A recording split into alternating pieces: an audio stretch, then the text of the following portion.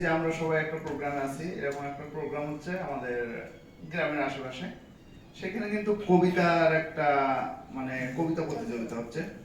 আমরা এখানে তো সবাই বিভিন্ন ধরনের কবিতা বলেছি, যে যেটা পারে। ওইখানে একটা কবিতাই ফিক্সড করে দেওয়া হয়েছে। সেই কবিতাটা হচ্ছে কবর। কবর কার লেখা? জসিমউদ্দিন, তাই না? সেই কবিতাটা যে আসবে সেই কিন্তু ওই কবর কবিতাই বলবে, আর কোনো কবিতা বলা যাবে না, একটাই। প্রথমে যে প্রথম প্রতিযোগী সে আসছে, এসে কবর কবিতা বলতে বলছে। সে বলতেছে, আমার নাম এক্স ওয়াই জেড, যে কোনো একটা, আমি একটা কবিতা বলবো। কবিতার নাম হচ্ছে কবর, এবং লিখেছেন জসিমউদ্দিন। সে সুন্দর করে, এইখানে তো দাদির কবর, ডালিম গাছের তলে, 30 বছর ভিজিয়ে রেখেছি দুই নয়নের জল। মোটামুটি সে ভালোভাবে বলে গেল। বিচারক যারা আছে তারা মার্ক দিয়ে দিল তার। এরপরে ওইখানে একটা নেতা ছিল পাশে, সে আসছে, তার নাম দিছে, সে কবিতা বলবে কবর।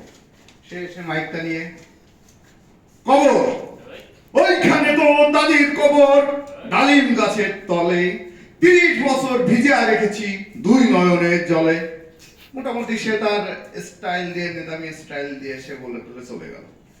এরপর যে প্রতিযোগী, সে আছে একটু হাসে খুব বেশি, যে কোনো কথায় শুধু সে হাসে, তারা যদি মারা হোক তাও হাসে। সে আসছে,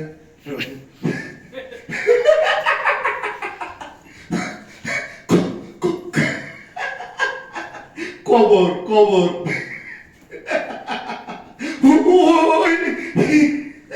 ওইখানে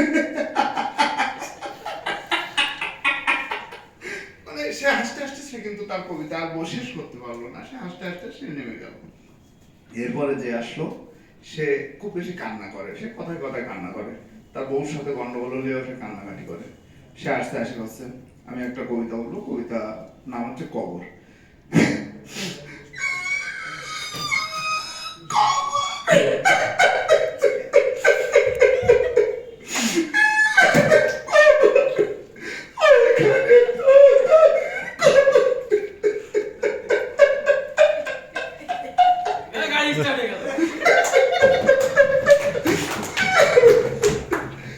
মোটামুটি সে বলতে পারলো না, সে ওই পর্যন্ত বলে সে চলে গেল।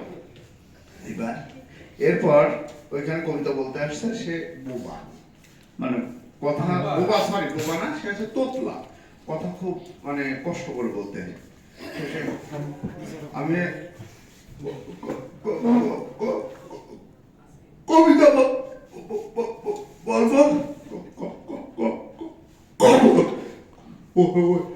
ওইখানে তো দাদা কবর, গাছের তলে,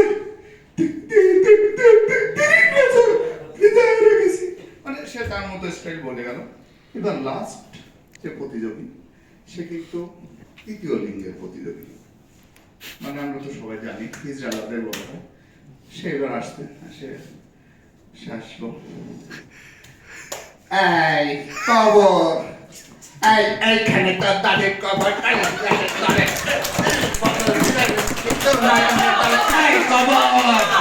ধন্যবাদ।